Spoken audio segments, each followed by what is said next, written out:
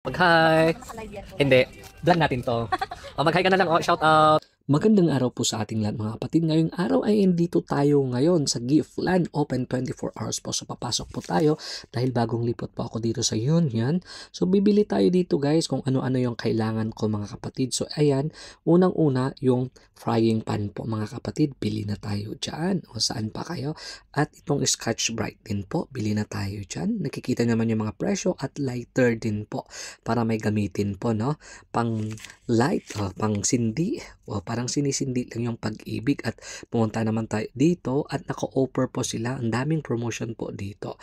Ayan po mga kapatid, in-speed ko na yun para mabilis at meron naman po yung fresh egg dyan. Ayan, affordable. Mga offer lang po mga kapatid at ito yung mga gulayan. Ang dami-dami talaga dito na mga naka presyong kapatid at bigas po dyan 17.95 lang po. Saan pa ka makakakita no? Ang mura na bigas 17.95 sampagita, jasmine rice.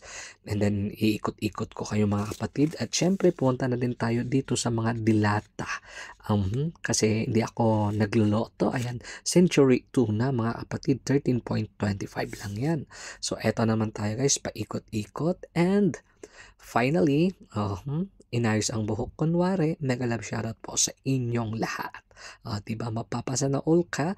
At syempre, Nescafe lang yan o 13.95 o saan pa kayo. At may nahanap ako dito na biotic para sa mukha, wala man.